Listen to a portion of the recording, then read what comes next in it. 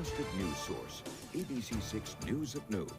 Good afternoon, everyone. We begin with breaking news today. First Lady Jill Biden is positive for COVID-19. According to a White House statement, she started to show cold-like symptoms Monday night. Although she tested negative on a rapid test, a second PCR test came back positive. Biden is fully vaccinated and double boosted. She will be taking Paxlovid and is isolating from her staff and others for at least 5 days. President Biden continues to test negative. He came down with COVID-19 last month. Also, this noontime, police in Johnston say a motorcyclist who crashed in their city is lucky he was wearing a helmet this morning, or he might not be alive. That man is now listed in serious condition after colliding with a truck while driving this morning. ABC6 News reporter Natalie Norrie is in the newsroom. She spoke with the chief this morning. Natalie. A near-fatal motorcycle accident happened on Hartford Avenue this morning just after 7 a.m. in Johnston. A motorcycle hit a truck taking a turn before the driver was launched off of his bike 135 feet away. Now, the motorcycle driver was alert when police showed up, and he was taken to Rhode Island Hospital for his injuries, but he's expected to survive, and police credit that to wearing a helmet. On a road where the speed limit is 30 miles per hour, a few reports the police received say the motorcycle was traveling at an excessive speed before hitting the truck. You know, all my colleagues in law enforcement have seen an uptick in speeding. If you're going to drive a motorcycle and you have the right to do so, whether you want to wear a helmet or not, but I will say that this accident and this individual, his life has been saved by wearing a motorcycle helmet. The city of Johnston is actually beginning a pilot program where they're installing speed humps around the city to combat that speeding issue. Police also tell me the motorcycle was not registered and the driver is being cited for driving with a suspended license. And the truck driver is being cited for not having a license at all. There may be more charges coming against the drivers soon. We will let you know that information online at abc6.com. For now, reporting live in the newsroom, Natalie Norrie, ABC6 News. All right, Natalie, thank you. New at noon today, a 77-year-old Providence Man died while walking across a bridge in downtown Milwaukee yesterday. Our sister station, WISN, reports the bridge over the Milwaukee River started to go up and that man fell down. Officials say the bridge is controlled by a bridge operator who uses video to monitor that remotely operated lift bridge. The Milwaukee County Medical Examiner's Office said an autopsy will be performed today. And now to the search for a missing 21-year-old swimmer on Martha's Vineyard. It is back on this afternoon. State and environmental police are currently using sonar to scan the ocean floor looking for him. ABC6 News reporter Yanni Tregellis is in the newsroom with more on where that active search stands, as well as some new details into the newsroom on the identity of those two men. Yanni? Yeah, Doreen, well, we can confirm that those two brothers who went missing Sunday night are 26-year-old Tavares Bulgin, whose body was found yesterday, and 21-year-old Tavon Bulgin, who is still missing. The two were living on the island for the summer, working seasonal jobs at a restaurant. After more than 24 hours probing the waters on Martha's Vineyard, Massachusetts environmental police have now joined in on the search for missing 21-year-old swimmer Tavon Bulgin. Video sent in from a viewer Monday shows air and water crews scouring the waters. Now, environmental police deploying sonar search devices used to scan alongside water columns and down to the ocean floor in hopes of locating the missing swimmer. According to state police, crews are searching a large area spanning both the land side of the island and all the way out to the ocean in hopes of finding the second of the two missing brothers. The other brother, 26-year-old Tavares Bulgin, was found dead yesterday morning by a dive team who were able to rescue his body at around 9 a.m. off the coast. And those rescue crews remain out on the water right now using those sonar scanners in hopes of finding the second brother. Stick with us coming up at 4 o'clock as we continue to learn more on this devastating search. In the newsroom, Yanni Tregellis, ABC6 News. All right, Yanni, thank you. And now we move on to the weather and take a live look outside right now with our sky cam. What an absolutely beautiful day outside. Chelsea has your first forecast from the Weather Center. Hi, Chelsea. Hey, Doreen. Yeah, another nice, comfortable day outside with seasonable temperatures for the middle part of August. It's 81 degrees in the Providence area right now, and those dew points are still in the 50s range, which leaves us with a very comfortable feel to the air. It's a bit breezy outside today. That breeze is coming in out of the north-northeast around 17 miles per hour, and that's going to keep the eastern Mass coastline a little bit cooler. You can see it's only 72 degrees in Plymouth, north right now, nearly a 10-degree difference from the Providence area. Most of us in Rhode Island in the upper 70s to even low 80s as we head through this afternoon. At the moment, you're seeing partly sunny conditions. There's thicker clouds, though, inching closer to the Cape and the islands. Over Block Island, thicker clouds starting to roll in, and that's as the coastal low gets a bit closer. You're seeing rain down to our south. We're going to track this low system as it continues to inch closer to us as we head through the evening hours and overnight, and hope that we get some rain across southern New England. It looks like the best chance of some rain is going to be for areas farther to the east as we head through the overnight hours and into early on tomorrow morning. That doesn't start to move in until very late tonight. I'll have a full breakdown of where we're going to see the most rain and what we can expect for the rest of the week coming up in just a few minutes. Doreen? In today's election coverage, Massachusetts Governor Hopeful Maura Healey will be making campaign stops in Bristol County today. First, she'll head to Attleboro to learn about the progress being made to reopen the commuter rail station. Then she'll tour the new Attleboro High School. It's then on to Fall River to canvass with campaign volunteers. Healey is running unopposed for the Democratic nomination. The Secretary of the Commonwealth is urging voters in Massachusetts who have gotten their mail-in ballots to send them in as quickly as possible once you've made your choice. All primary ballots must be received no later than 8 p.m. on September 6th. The deadline to register to vote by mail in the state's primary is August 29th. For more details on election deadlines, head to our website, abc6.com. And the Rhode Island primary is less than a month away now. What will the next governor be doing to ensure the well-being of our youngest children? Well, Children's Friend and Right from the Start campaign teaming up with us here at ABC6 to ask the candidates about the issues impacting our kids. I'll be moderating this event coming up August 23rd. If you'd like to be a part of it in person or virtually, details to register are on our website, abc6.com. And the Providence mayoral candidates Gonzalo Cuervo, Nerva LaFortune, and Brett Smiley debated on the radio this morning, moderated by WPRO's Bill Bartholomew. Cuervo served as chief of staff in the Secretary of State's office. LaFortune has been serving on the Providence City Council since 2017, and Smiley previously worked as chief of staff for former Governor Gina Raimondo as director of the Department of Administration. Warwick police officers are wearing body cameras on the job starting today. The body cam pilot program will last 2 months and will then be expanded to all frontline patrol officers and field supervisors. The Warwick police chief says he believes the program is an important step towards strengthening police and community relationships. And those flock license plate readers will remain under discussion in Warwick. The city council did not take a final vote last night, pushing the issue to its September 19th meeting. Those cameras read license plates, and police say it helps them identify people involved in crimes. Councilors want a draft with all amendments, such as whether the video can be held by the city by that September meeting. And this afternoon, the DOT is offering a tour of the Reconstruction project on the Newport Bridge. The tour will give an update on the project's progress, and the DOT's director is expected to answer questions on its status. This is open to the public. The project is intended to reduce traffic on the Newport Bridge, which thousands of drivers travel across every day.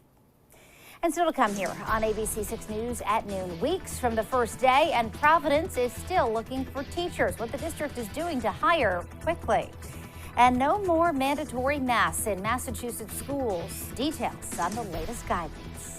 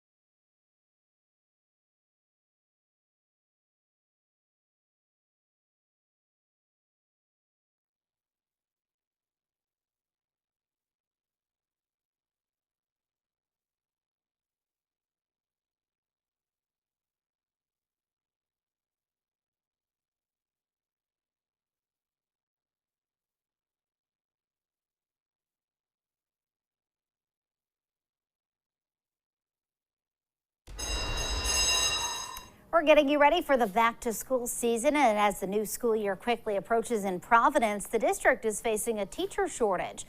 The president of the Providence Teachers Union tells ABC6 News there are about 90 classroom positions open right now, and many teachers have left to go work in other districts. Now, Providence is offering incentives to try and recruit teachers, including a $10,000 signing bonus. And with school safety an ever-present topic on the minds of students and parents, we're all here this week what one Rhode Island superintendent is doing to ensure student safety this year. Woonsocket Superintendent Dr. Patrick McGee had to deal with a number of school lockdowns last year. Join us for Good Morning Providence tomorrow to hear part of our one-on-one interview with him. And a heads up for Massachusetts students, graduation requirements are going up. The state's education board voting Monday to require students get higher scores on their MCAS tests to graduate from high school.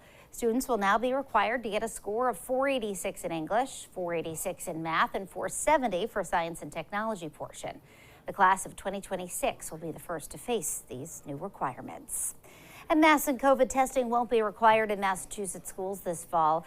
In a memo, officials with the Department of Elementary and Secondary Education wrote schools should focus their mitigation strategies on vulnerable and symptomatic people.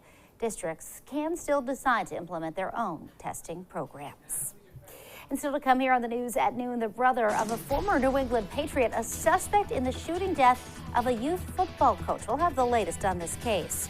And we'll get the full 7-day forecast with Chelsea when we come back.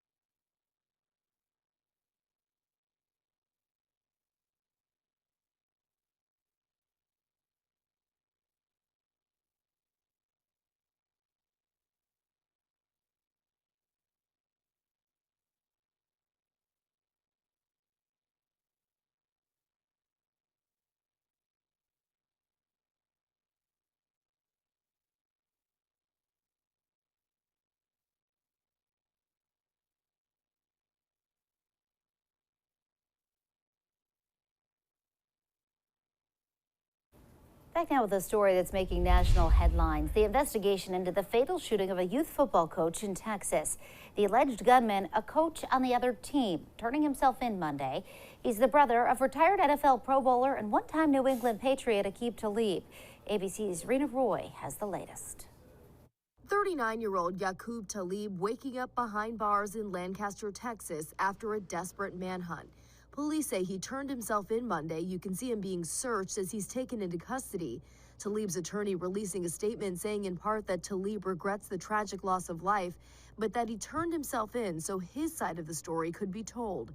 Authorities have been searching for Talib since Saturday when violence broke out at this children's football game. Police reviewing this video as part of their investigation. Gunfire ringing out, police responding to find 43-year-old coach Mike Hickman had been shot.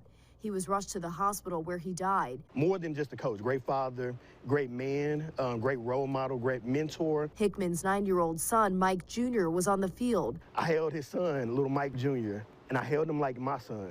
It was very, very, very hard to hold him and console him. Police saying they were told of a disagreement among coaching staff and the officiating crew.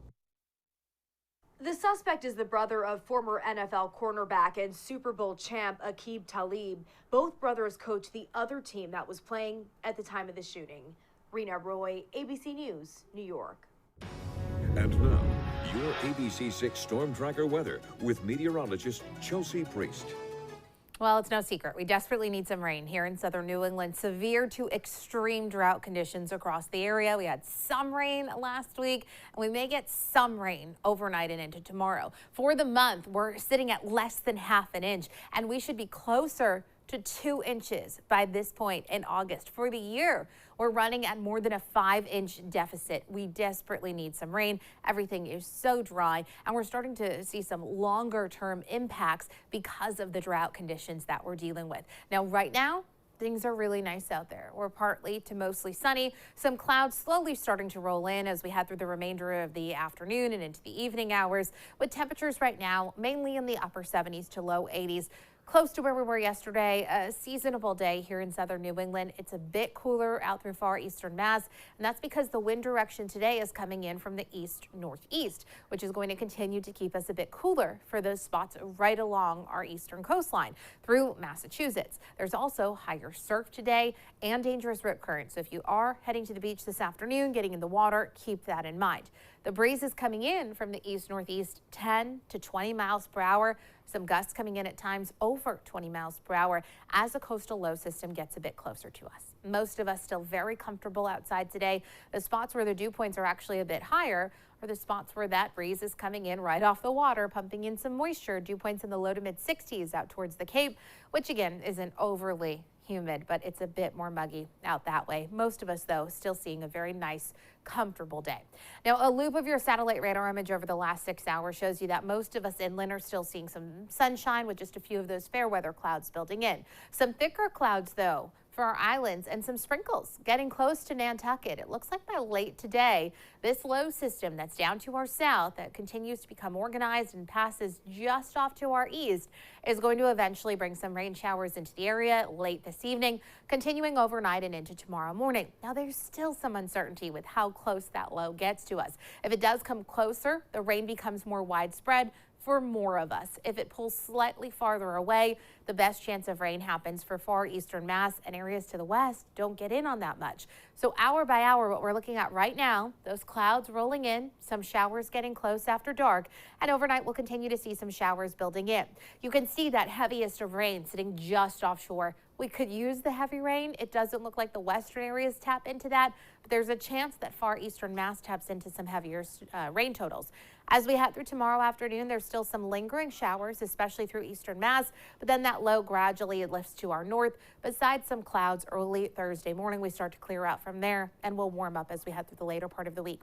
In terms of how much rain we're looking at, most models have hopefully about 1/4 of an inch for much of Rhode Island. There may be some higher totals, over 1/2 an inch, closer to an inch, the farther east you go. Again, still narrowing down that exact track of the low pressure system, but we'll take what we can get.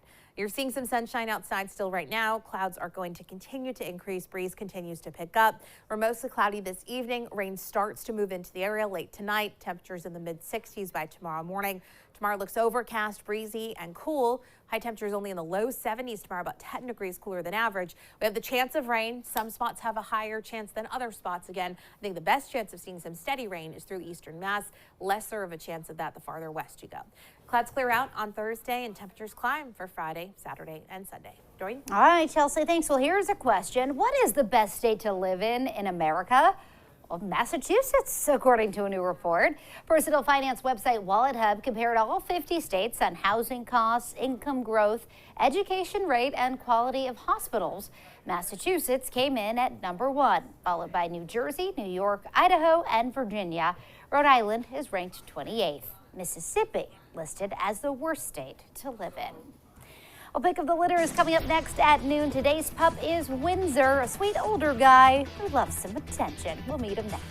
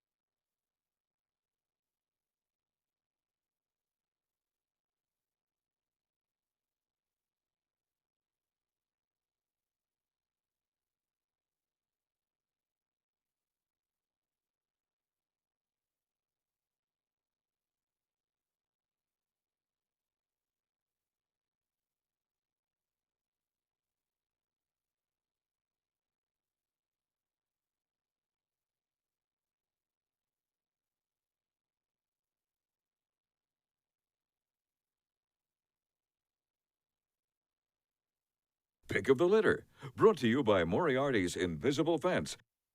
Welcome back. It's Tuesday. That, of course, means it's time for Pick of the Litter. We have Wayne and Katie here today, and you guys brought an elderly gentleman, but he has so much pep. He's 11. This is Windsor. That's Windsor. And he's 11 years old. I can't believe it. He has a lot of pep.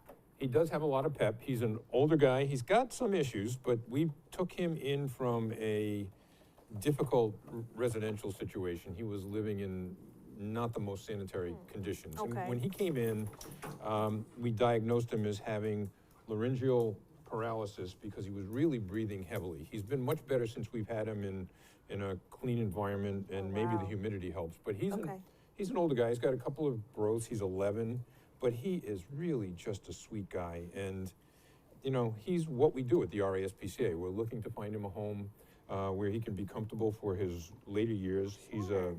He'll be a lap puppy for someone who wants him. He's very calm.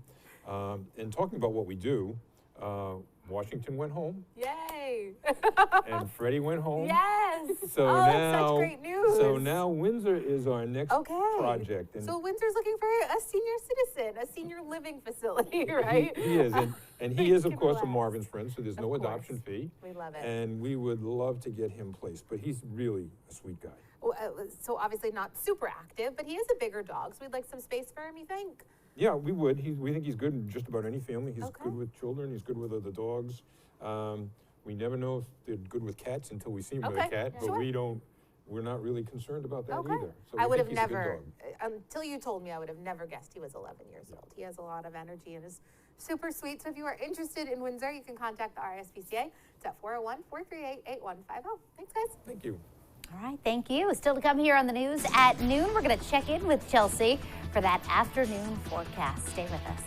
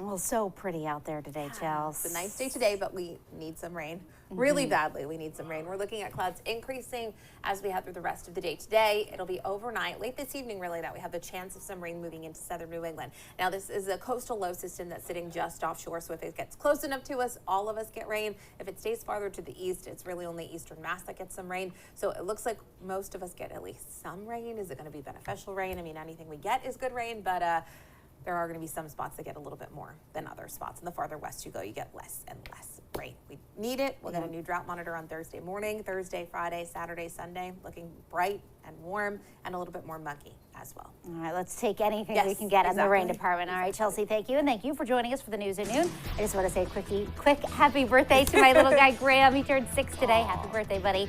Thanks for joining us. The news continues first at 4. Have a great day, everybody.